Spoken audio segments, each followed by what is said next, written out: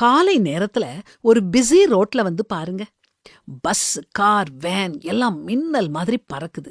இதுக்கு இடையில two wheelers வளைஞ்சி வளைஞ்சி குறுக்க போகுது. ஆட்டோக்காரங்களை பற்றி சொல்லவே வேண்டாம். அவங்க எந்த சைடுல ஓவர்டேக் பண்ணுவாங்க, எந்த பக்கம் திரும்புவாங்கன்னு யாருக்குமே தெரியாது. ஏன் இப்படி எல்லாரும் வேக வேகமா போறாங்க? இப்படி வேகமா போய் என்னத்த சாதிக்க போறாங்க? ஆபீஸுக்கு லேட் ஆயிருச்சுன்னா வீட்டை விட்டு கொஞ்சம் சீக்கிரமா கிளம்பியிருக்கலாம் இல்லையா? பொதுவா நம்ம எல்லாத்தையும் நிதானமா லேட்டா செய்றோம். தூங்க போறது லேட்டு, காலையில எழும்புறது லேட்டு, எந்த வேலைய செய்ய சொன்னாலும் சொன்ன டைமுக்கு செஞ்சு கொடுக்க மாட்டோம். ஒரு குறிப்பிட்ட நேரத்துல ஒருத்தங்கள பார்க்க போகணும்னா கண்டிப்பா நம்ம லேட்டா தான் போவோம். ஏன் லேட்டுன்னு கேட்டா ஏதோ உப்பு சப்பில்லாத காரணத்தை சொல்வோம். ஆனா வண்டி ஓட்டுற விஷயத்துல மட்டும் நாம ஏன் இவ்வளவு விரைவா இருக்கிறோம்? ஒன்னு சொல்றேன் கேளுங்க.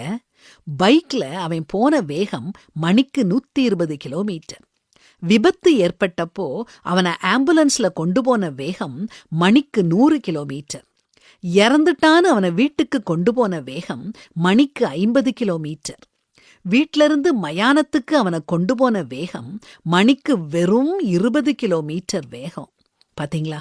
நம்ம உயிரோட இல்லைன்னா நேரத்துக்கு கூட நாம தேவையில்லை. அதனால கியரை மாற்றி ஆக்சிலேட்டரை கூட்டும்போது இதை நினைச்சு பார்த்துக்கோங்க. கால் துரிதமானவன் தப்பி நடக்கிறான்னு வேதாகமமும் சொல்லுது. வேகத்தை விட விவேகம் முக்கியம்.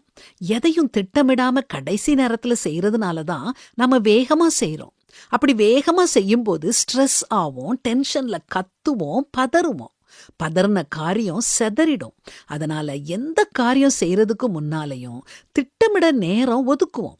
2 நாளைக்கு முன்னாலேயே முடிக்கணும்னு முடிவு பண்ணி வேலைய ஆரம்பிப்போம். நிதானமா வேலை செய்யலாம்.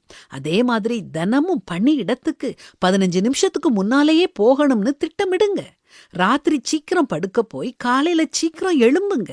நிறைய நேரம் கிடைக்கும். செஞ்சுதான் பாருங்களேன்.